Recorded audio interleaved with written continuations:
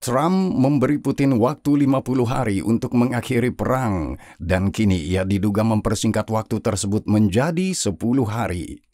Namun, di garis depan tidak ada perubahan yang terlihat.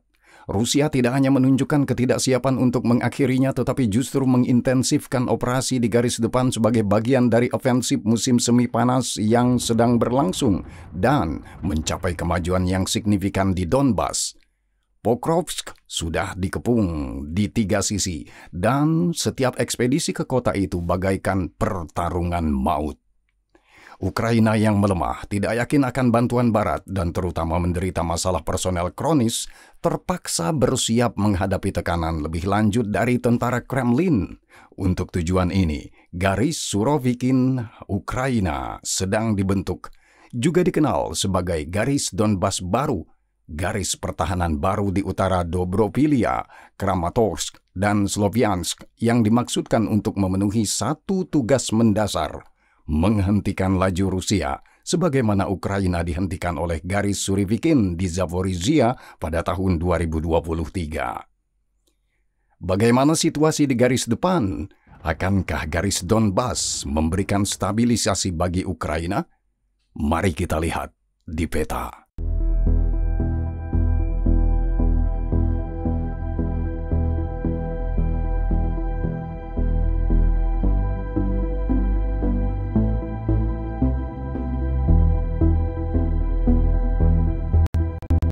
Mari kita mulai mengklarifikasi satu hal. Kita telah menandai tingkat kemajuan Rusia sejak akhir Mei, saat terakhir kita menganalisis situasi di garis depan dengan garis putus-putus yang jelas.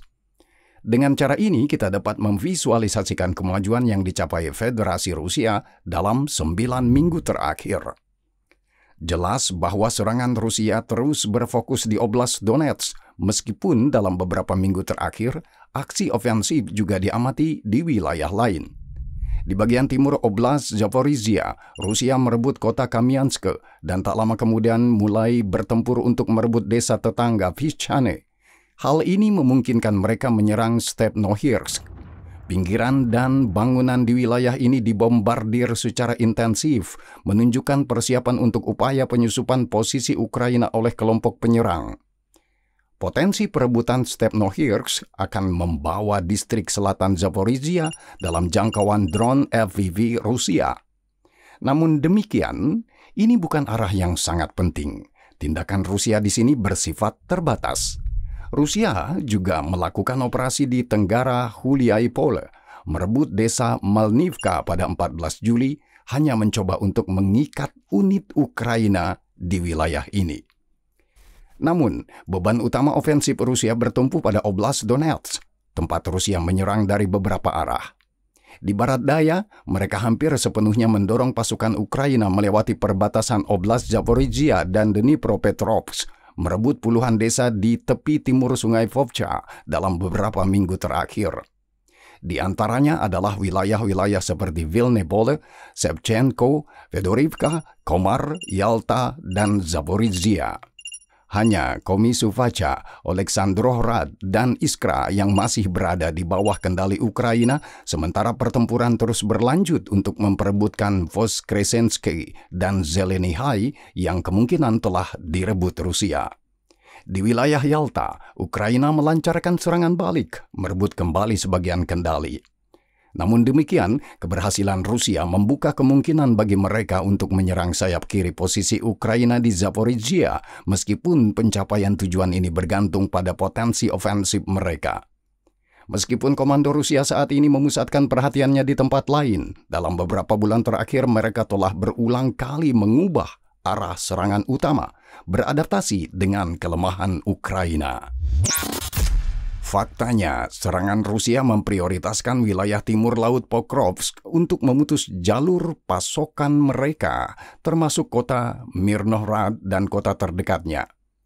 Pada awal Juli, Rusia menerobos pertahanan Ukraina, merebut Rajin, Fedorivka, Novotoretsk, Boikivka, Mayak, dan mencapai bangunan tambang Krasnolimanska di sebelah timur Rodinsk.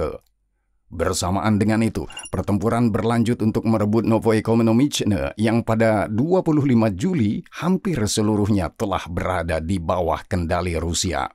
Dari sana, Rusia bergerak menuju distrik timur laut Mirnohrad. Pendekatan ke Rodinsk memutus jalur pasokan penting dari Dobropilia ke Pokrovsk yang berada di bawah kendali operator drone FPV Rusia. Hal ini mempersulit rotasi, evakuasi, dan pengiriman. Tak lama kemudian, Rusia melangkah lebih jauh di wilayah Novosakhov. Mereka memutus jalur dari Dobropilia ke Konstantinivka. Garis belakang Ukraina di wilayah ini diserang dari udara setiap hari. Rodinsk dan Dobropilia, titik logistik utama, secara berkala dibom dengan bom luncur dan diserang oleh pesawat tanpa awak. Hal ini dimungkinkan oleh kemajuan Rusia sebelumnya dan pergerakan operator yang lebih dekat ke kota-kota tersebut. Sepanjang paruh pertama bulan Juli, Rusia tidak melancarkan operasi intensif ke arah Pokrovsk. Situasi berubah pada paruh kedua bulan tersebut ketika mereka berhasil menerobos masuk ke kota. Menyerang dari desa Zvirov yang telah direbut, mereka mencapai Taman Yubileum. Dan dari sana mereka menyergap tentara Ukraina yang bergerak di sepanjang jalan pembela Ukraina. Pihak Ukraina melaporkan adanya upaya untuk mengusir Rusia dan menstabilkan situasi, tetapi tindakan ini hanya memberikan dampak parsial. Menurut sumber-sumber Ukraina, terobosan tersebut dimungkinkan karena lemahnya pasukan yang mempertahankan jalur selatan menuju kota. Brigade Mekanik ke-32 diduga kekurangan personel untuk menjaga posisi yang dimanfaatkan oleh Rusia menembus kota melalui infiltrasi oleh kelompok-kelompok penyerang kecil. Akibatnya, situasi garnisun Ukraina di wilayah Pokrovsk dan Mirnohrad hampir seperti bencana, mirip tahap akhir pertempuran di kota Suja, Rusia, tempat Ukraina terpaksa mundur setelah jalur pasokan terputus. Situasi di Pokrovsk serupa, tetapi dalam skala yang lebih besar. Semua jalan menuju kota ini berada dalam jangkauan drone FPV Rusia yang merupakan alat utama peperangan, dan beberapa di antaranya telah terputus. Seperti yang dilaporkan Francis Farrell, setiap perjalanan keluar masuk kota benteng di Oblast Donetsk ini bagaikan lemparan dadu dengan kematian.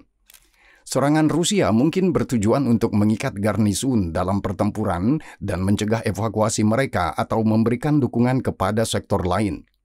Jika Rodinsk jatuh, komandan Ukraina harus memutuskan apakah akan segera mundur atau mengambil risiko mundur berdarah di tengah tembakan. Penundaan apapun dapat menyebabkan Pokrovsk dikepung sepenuhnya. Sementara itu, Rusia sedang melancarkan operasi menuju Konstantinivka yang berjarak sekitar 45 km. Pertempuran mulai mereda di kota Toretsk dan Chasiv Yar yang telah jatuh ke tangan Rusia setelah pertempuran perkotaan yang panjang dan berdarah. Di sebelah barat Pokrovsk, serangan Rusia semakin melemah. Mereka merebut Poltavka dan Popivyar di dekatnya pada paruh kedua bulan Juli. Pada tanggal 15 Juli, di selatan Konstantinivka, mereka merebut Yablunivka dalam upaya untuk melewati Waduk Kleban Bik. Mereka juga bergerak maju ke utara kota Toretsk yang telah direbut. Hal ini menciptakan ancaman bagi posisi Ukraina di sebelah barat Pokrovsk, memaksa beberapa unit mundur dari Petrivka dan Serbinivka. Lebih jauh ke timur, Rusia menerobos pertahanan dan merebut Bilahora, hampir mencapai pinggiran kota Konstantinivka. Di sebelah timur kota, situasi lebih stabil. Ukraina secara efektif mempertahankan wilayah di sekitar Chasiv Yar dan memblokir akses ke kota dari arah tersebut. Meskipun Rusia tidak mungkin melancarkan serangan besar kedua di samping pertempuran untuk Pokrovsk, posisi mereka saat ini memungkinkan mereka untuk mengepung atau menyerang secara langsung. Jika Pokrovsk jatuh, Konstantinivka akan menjadi target berikutnya. Kota ini berpenduduk 70.000 jiwa sebelum perang. Situasi agak lebih tenang di arah Siversk, di mana situasi relatif stabil, meskipun tekanan Rusia meningkat dan hilangnya beberapa posisi di timur kota. Bagi kedua belah pihak ini masih merupakan area sekunder, meskipun mungkin menjadi penting jika Rusia setelah berpotensi merebut Pokrovsk dan Konstantinivka mengalihkan perhatian ke Sloviansk dan Kramatorsk yang kemungkinan besar tidak akan terjadi tahun ini. Meskipun demikian, sekitar tanggal 25 Juli, Rusia melakukan serangan yang gagal dengan menggunakan banyak kendaraan. Pertempuran juga berlanjut di Serebrianka dan hutan Serebriansky di tepi utara Sungai Donetsk. Lebih jauh ke utara, Rusia mempertahankan inisiatif di kedua tepi Sungai Zerebets dan di area Kupiansk, di mana mereka secara bertahap mendekati kota mencapai batas administratifnya. Serupa dengan operasi di Oblast Kherson atau Zaporizhia, ini adalah operasi tambahan yang bertujuan untuk mengalihkan perhatian Ukraina dan menciptakan tekanan yang dapat menyebabkan keretakan di pertahanan. Di Oblast Sumy, situasi sebagian telah stabil. Serangan balasan Ukraina memungkinkan perebutan kembali desa Adriivka dan Kindrikivka, tetapi di sisi lain Rusia berhasil merebut kembali Yunakivka. Tampaknya Rusia membatasi operasi mereka sendiri ke arah ini. Alasannya mungkin karena perlawanan Ukraina yang lebih efektif dan tercapainya tujuan dalam bentuk memaksa staf umum Ukraina untuk memindahkan unit tambahan ke arah ini, meskipun hanya dalam bentuk batalion serbu yang berada dalam cadangan strategis. Maka, kemajuan Rusia di Oblast Donetsk memaksa Ukraina untuk bereaksi cepat. Ketidakseimbangan pasukan yang semakin besar dan masalah personel yang serius membuat menghentikan serangan Rusia di garis pertahanan saat ini menjadi semakin sulit. Perluasan garis depan di wilayah Pokrovsk menunjukkan kekurangan cadangan yang memungkinkan Rusia menerobos masuk ke kota. Situasi mendekati titik kritis, mundur efektif mungkin akan segera mustahil. Meningkatnya kerugian dan ketegangan menyebabkan beberapa komandan menyembunyikan keadaan sebenarnya, sementara atasan mengabaikan peringatan. Hal ini terjadi pada Brigade Mekanik ke-32 yang situasinya baru terungkap setelah pertahanannya ditembus. Oleh karena itu, menghadapi kemungkinan kehilangan wilayah yang semakin besar di dekat garis pertempuran saat ini, Ukraina telah menyiapkan benteng baru di garis belakang yang oleh sebagian orang disebut garis Surovikin Ukraina yang menghentikan pasukan Ukraina di Zaporizhia pada musim panas 2023. Benteng baru pertama dibangun pada awal Maret, dan sejak itu Ukraina terus memperluasnya. Kita dapat melihat garis Donbas baru di peta ini yang dibuat dan dibagikan kepada kita oleh pengguna platform X, Playfra. Benteng baru ini memiliki panjang akhir sekitar 350 km dan telah disiapkan dalam beberapa garis, dengan garis utama membentang di utara Dobrovilia, Kramatorsk, dan Sloviansk. Laju kemajuan Rusia serta jangkauan bom luncur dan drone FPV yang diperluas memaksa Ukraina untuk menyiapkan benteng beberapa puluh kilometer dari garis depan saat ini. Tentu saja, ini tidak berarti bahwa wilayah di selatannya tidak dibentengi. Wilayah-wilayah tersebut dilindungi oleh jaringan benteng baru dan lama dengan berbagai tingkat adaptasi terhadap medan perang saat ini. Meskipun benteng-benteng baru di sebagian besar wilayahnya telah dipersiapkan dengan cermat untuk menghadapi tantangan medan perang saat ini pada tahun 2025, celah-celah masih tersisa di antara posisi-posisi yang dibentengi di beberapa wilayah, seperti di wilayah Bilozersk, Zoloty Kolodias, yang merupakan arah utama operasi ofensif Rusia. Garis-garis pertahanan ini juga telah dipersiapkan dengan berbagai cara di beberapa tempat. Garis-garis pertahanan terdiri dari beberapa parit anti-tank, gigi naga, dan kawat berduri, sementara di tempat lain hanya terdapat satu parit anti-tank atau gigi naga. Namun, benteng-benteng tersebut dipersiapkan pada posisi yang baik berdasarkan lokasi topografi dan mengandalkan rintangan medan alami seperti sungai atau perbukitan yang memudahkan pertahanan dengan wilayah perkotaan sebagai garis belakang langsungnya. Parit-parit untuk tentara sendiri juga telah dipersiapkan berdasarkan pengalaman medan perang terkini. Parit-parit tersebut disesuaikan dengan ancaman utama yang ditimbulkan oleh drone FPV kecil. Alih-alih garis parit yang membentang puluhan atau ratusan meter, banyak titik kuat independen yang lebih kecil disiapkan, yang berarti bahwa jatuhnya salah satu titik kuat tidak menyebabkan runtuhnya pertahanan di suatu bagian dan seharusnya memaksa Rusia untuk merebut setiap titik kuat secara terpisah. Posisi pertahanan itu sendiri dibangun di sepanjang penanaman hutan atau di dalam kebun yang memberikan perlindungan dari serangan drone dan secara signifikan mempersulit potensi deteksi mereka. Namun perlu diingat bahwa garis pertahanan yang paling siap sekalipun akan gagal jika unit yang seharusnya mempertahankannya dilemahkan dan kehilangan personel penuh, dan hal ini saat ini berlaku untuk sebagian besar brigade Ukraina. Tidak diragukan lagi bahwa superioritas udara Rusia yang luar biasa dan pemboman intensif dapat menyebabkan kegagalan pertahanan di posisi-posisi yang paling tidak dipersiapkan dengan baik dan dijaga personelnya. Pada saat yang sama, masuk akal untuk berasumsi bahwa Rusia akan langsung menyerang bagian belakang posisi yang dibentengi, mencoba memutus pasokan mereka dengan menyerang jalur akses utama menggunakan pesawat dan drone FPV. Benteng-benteng baru sedang dibangun di luar perbatasan Donbas untuk mengantisipasi potensi keruntuhan wilayah tersebut yang jika terjadi kemungkinan besar tidak akan terjadi tahun ini. Ini berarti benteng-benteng baru tersebut tidak akan diuji setidaknya selama beberapa bulan. Di satu sisi, hal ini memberikan waktu tambahan untuk perbaikan dan penambahan. Di sisi lain, ini mungkin berarti bahwa ketika saatnya tiba, benteng-benteng tersebut sebagian akan ketinggalan zaman dan tidak memadai untuk menghadapi tantangan medan perang modern, sebagaimana benteng-benteng yang dibangun pada tahun 2014, 2015, dan bahkan pada tahun 2022-2023 seringkali tidak dijaga oleh pasukan pertahanan. Perang atrisi terus berlanjut, dan tekanan Rusia di Donbas terus meningkat, yang menyebabkan runtuhnya pertahanan Ukraina secara bertahap, mengungkap masalah mendasar yang dihadapi militer, terutama kurangnya infanteri kronis untuk menjaga garis depan yang semakin panjang. Kekurangan membatasi kemampuan untuk menutup celah yang muncul. Serangan Rusia dari berbagai arah memaksa Ukraina untuk membubarkan pasukan cadangan yang melemahkan sektor-sektor terpenting, terutama di dekat Pokrovsk. Serangan multi-arah membebani pasukan yang sudah kewalahan, yang menyebabkan krisis lokal.